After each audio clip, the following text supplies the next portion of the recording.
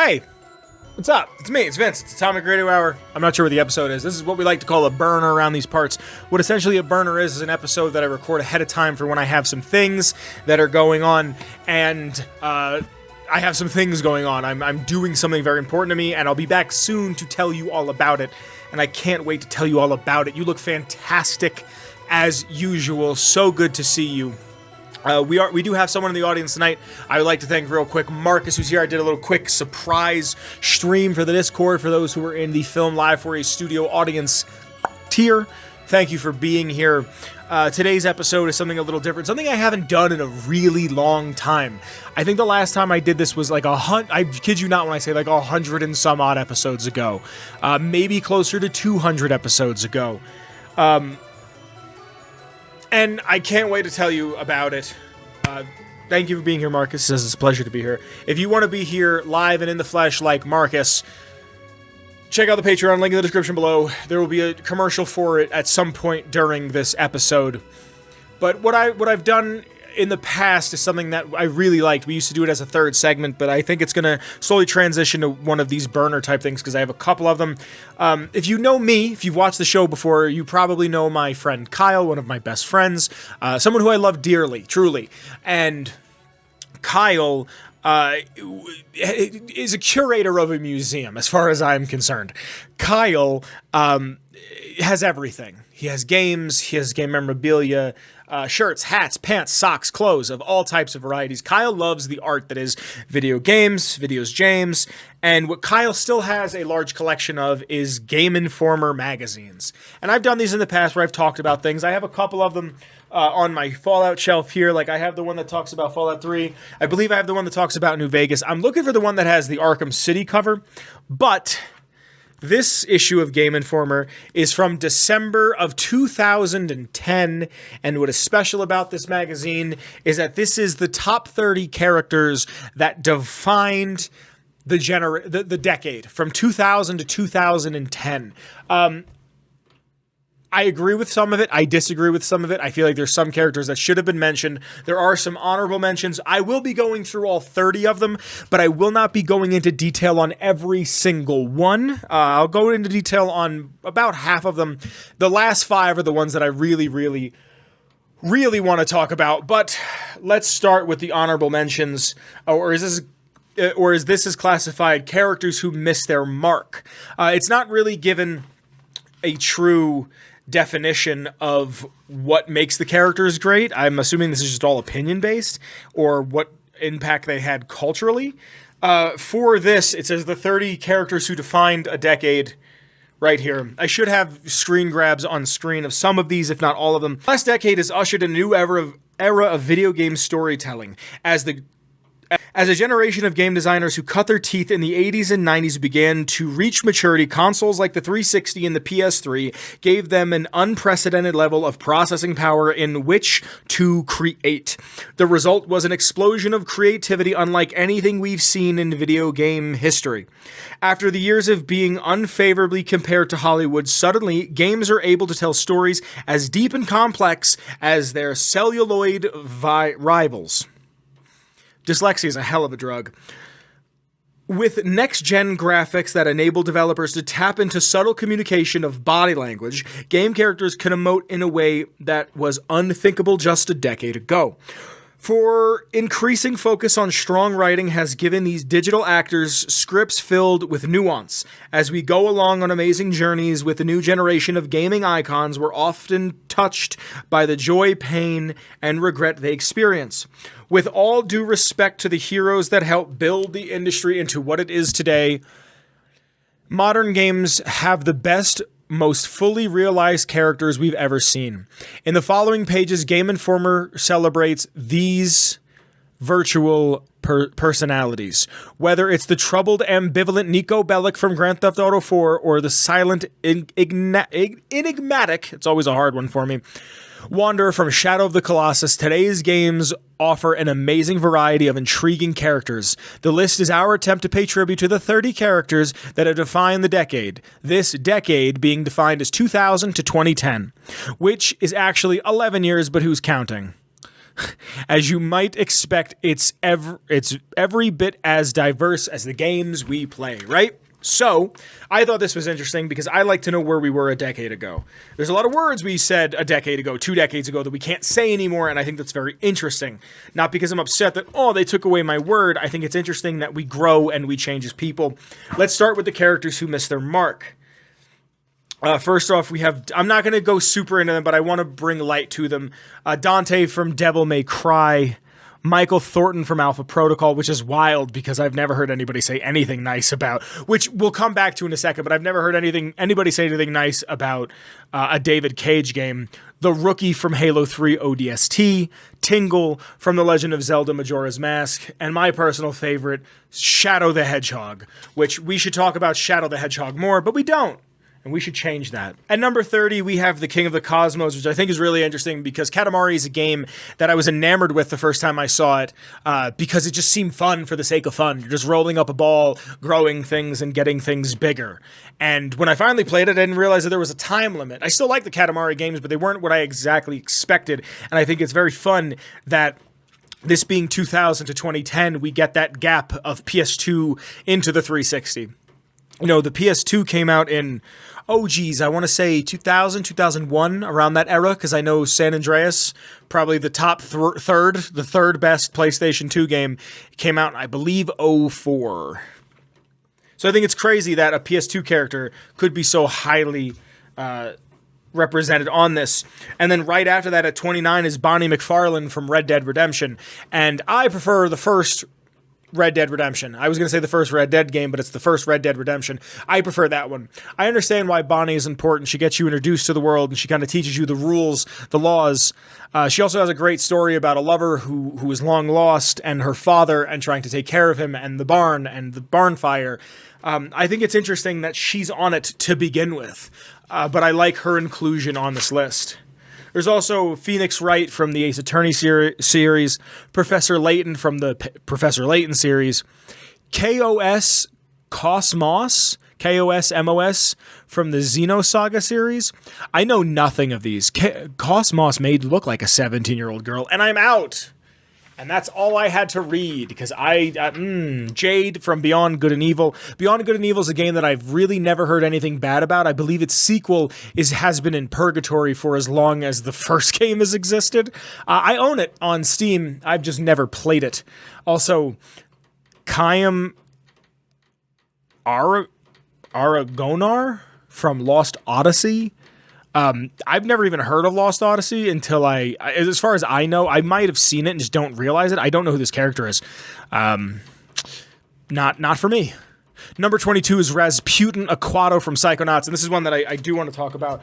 Psychonauts is a game that I didn't play till I was much older, and it is a game that is brimming with character. It's just so special.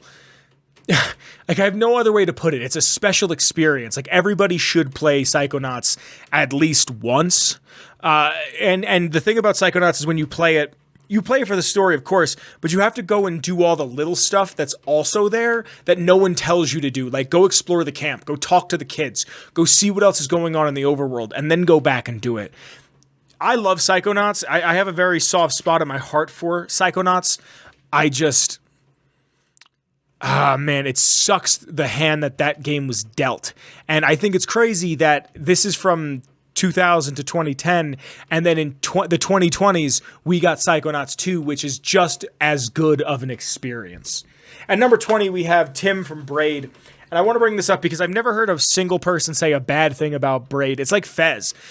Braid and Fez, in my memory at least, came out at the same time. And I never heard anybody say anything bad about them. I think Braid might have had something to do with Imagine Dragons at one point in time, so it loses a couple points in my books. And the creator of Fez, as far as I remember, is an awful human.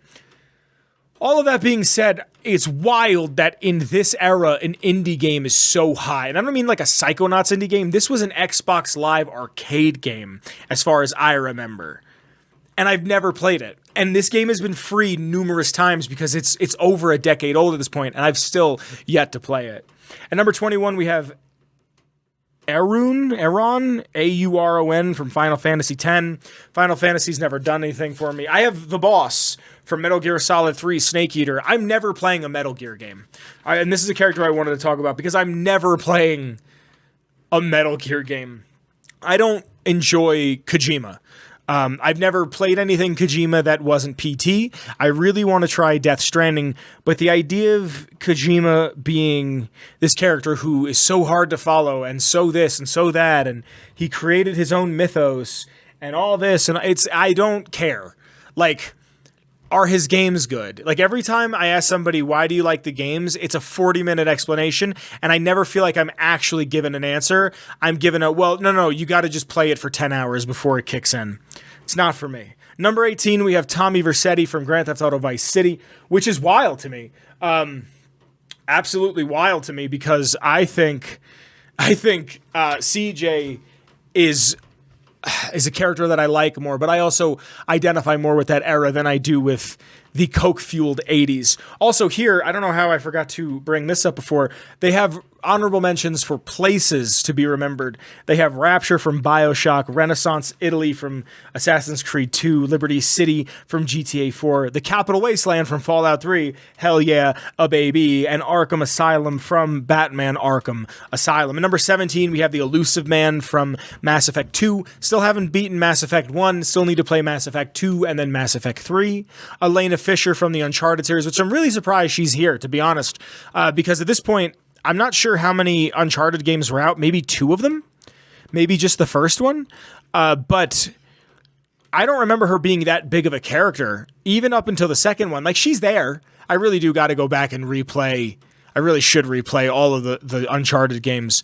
But I think it's crazy that she's on the back end of half for 30. And number 15, we have HK-47 from Star Wars Knights of the Old Republic. A game I really want to play. I really fell into Star Wars this year. I really became a fan. I've talked about it, so I won't go too deeply into it. But growing up, there was a lot of shame around being a fan of Star Wars, and this year I've kind of allowed myself to get into it. Comic books, I've kind of allowed my inner child to go do the things he wanted to do when he was a kid and didn't get the chance to. That being said, HK is a character that I know about even before I knew anything about KOTOR, and I need to play this game at some point in time. And number 14, we have Captain John Pierce, which is wild because this is from Call of Duty. In the Call of Duty series, it doesn't even give him a certain game. It's just the Call of Duty series. And at this point in time, this is when Call of Duty was really starting to become the multiplayer giant. It wasn't just Halo anymore. It was Halo and Call of Duty. And I feel like, you bought a PlayStation for Call of Duty and you bought an Xbox for Halo in the PS3 360 era. And the fact that a Call of Duty character is on this list for a great character to me is fantastic. It's nuts. And it's nuts in a good way, because that means that we can actually watch in real time the industry change and see how Call of Duty, like the newest Call of Duty, Black Ops 6, just came out. My brother was telling me about it. He's not even going to touch the story. He just bought it for the multiplayer. Number 13, my boy. The only time I ever want to go back to school is when I get to see my friend, one Jimmy Hopkins. I love the bully games. I also want to point out how many times Rockstar characters show up. So far, we have Bonnie McFarlane, Tommy Vercetti, and now we have Jimmy Hopkins. Yeah, Bonnie's right here. She was at 29. We just saw Tommy Vercetti at 18 and Jimmy Hopkins. Bully's a game that you could show your girlfriend, and I think your girlfriend would really like it. I was having a conversation with a friend recently about what games can you show your significant other. And, I said Minecraft and Stardew Valley and It Takes Two, and, even something like Hitman you could probably play if your girlfriend has, or your significant other, your partner, or what have you, your they-them friend has something that, like, if they have a morbid sense of humor and they don't mind seeing people die and they understand that the Hitman games are just a chess game, then there's a strong possibility that they will enjoy them and they'll enjoy watching them with you. Bully's one of those games. It's story-driven. You can just play it. You can choose to do other things. It's at the end of the day, it has a great story. I love the Bully games. If any Rockstar game needs a remake, remaster, and or a sequel, it's Bully. At number 12, we have Commander Shepard from the Mass Effect series. Again, still playing through it. I'm playing as FemShep, so I don't feel like my feelings really apply here because of that. Ethan Mars from Heavy Rain comes in at 11, which again is wild because I've never heard anything good about a David Cage game. Down at the bottom, they have some things that are good for a laugh, some funny characters. Fawful from Mario and Luigi, Claptrap from Borderlands, Brucey from GTA 4, and Isaac Washington from House of the Dead Overkill. Some more characters that didn't quite make the mark, but are here as honorable mentions. Number 10, this one's for you, Kyle. Ezio Auditore dei Frenzy. I didn't know if when they made this, they knew that Ezio was going to dominate for like 4 games.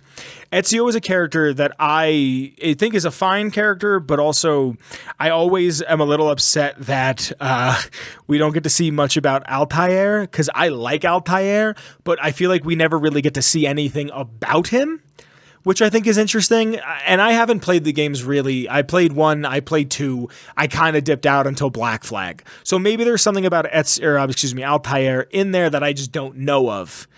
But Ezio, of course, I feel like was the character that most people knew the Assassin's Creed franchise for. At number 9, we have Longhand Mactair from Dragon Age Origins. And then at number 8, we have Andrew Ryan from BioShock. And remember this placement. Andrew Ryan is a character that I remember the first time I played BioShock. I'm not going to spoil it, but what happens with him, I remember being like, oh, wow, that's fantastic. BioShock is still a game that I don't like. And it's not that I don't like it because I think it's bad. I don't know. I've played through it a couple of times and it never does anything for me. I try to read all the things. I try to take my time. Kyle always tells me about the shotgun scene when you first get the shotgun, and it's good. I'm not saying that it's not. It's just something about it doesn't speak to me the way it speaks to everybody else, but I understand the impact that BioShock has had, and I understand why Andrew Ryan is at number 8. At number 7, we have Kratos from God of War, and I wonder if God of War had taken the series in the direction that it's gone now, if Kratos would be higher on the list, because this is ancient Greek myth Kratos. This is rip a god's head off and shove it down the guy's ass Kratos. This is I'm angry at everything Kratos. This isn't remorseful, somber, slow Kratos. This is a different beast entirely. Before we get into the top 6, we have style over substance. Bayonetta from Bayonetta, some characters that were, more honorable mentions, and they're being acknowledged for what the game looks like. Bayonetta. Amaterasu from Okami, a game that I still need to go back and play. I own physically, but I gotta put the time in the work. And Travis Touchdown from No More Heroes, Isaac from Dead Space, and Faith from Mirror's Edge. At number 6, we have Alex Vance from Half-Life 2, and the top 5, the big 5, the 5 characters that defined 2000 to 2010, I think are almost all perfect choices. At number 5, we have everybody's cousin, Nico Bellic. Recently, this year, I finished, it was early in the year, like January, like beginning of January, middle of January. I finished GTA 4 again with my friend Alex. We're both big Grand Theft Auto guys, and we both think that GTA 4 is the best one. Nico is such a character. I was surprised that Carl Johnson, CJ, isn't on this list, but anyways, Nico is a much better character. The struggle that Nico goes through. Carl could have been anybody from Grove Street. He could have been anybody from any of the territories, be they Grove, be they families, be they Bala. Nico is a special story. Nico came to this country. He's trying to figure things out. Nico is special. Nico is really special. Nico is one of those characters that I really, really love, and I think about a lot when I think about great characters. And at number 4, we have Master Chief. And I'm not going to say that Master Chief isn't a great character, but what I am going to say is that Master Chief is such an any character. And he's almost anonymous. You know what I mean? Like, we know his name is John. We know his number is 117. We know he can dual-wield pistols, but he's just such a soldier. Like, I feel like that's what he is. He just is what he is, and he is a soldier. And I think it's crazy that within 2010, or excuse me, 2000 to 2010, I believe we had all 3 Halo games. I think the first one came out in 2000 or 2001. That's a lot, man. That's a lot. So I understand why Master Chief is here. And also, the Xbox wouldn't exist without Master Chief, so it makes sense that he's here. Number 3, we have Nathan Drake from the Uncharted series, and I was thinking a lot about why Nathan Drake is on this list, and honestly, if you really think about it, Nathan Drake was so ahead of his time because he feels like the first character for a game that the game was more based in theatrics. It was more, what are we going to do? How are we going to show this? We have these new capabilities. Like the intro said in the beginning, we have a way to be more cinematic, and I feel like Nathan Drake today, I don't think would stand up. Like, I don't think if they brought Nathan Drake into the equation, he'd even like show up to the debate because how far things have gone. I feel like anything that would have went to Nathan Drake at this point would go to The Last of Us. And I was thinking about it, how come Joel and Ellie aren't on this? And it's because they came out, I think 2012 or 2013 was the first time those games came out. Nathan Drake, again, absolutely deserved. I might have switched him around a little bit, though. And at number 2, again, we talk about Rockstar. I believe 5 or 6 characters have been Rockstar characters. John Marston from Red Dead Redemption. I could talk about Red Dead Redemption all day. I actually had a conversation with a friend recently. We talked about Rockstar protagonists before I even had seen this book. And I made the argument that the top 3, in no order, Rockstar protagonists are Niko Bellic, John Marston, Jimmy Hopkins. The story of John Marston, of just a man who's trying to turn his life around and get his family back, is beautiful and touching. And honestly, the older I get, the more and more I identify with it. It's a game that I can't wait to go back and play when I have a child. And knowing what John is going through, I could then experience all of the same thoughts, feelings, and emotions on an even deeper level, especially when you get the end of the game. I love Red Dead Redemption 2, Red Dead Redemption 1.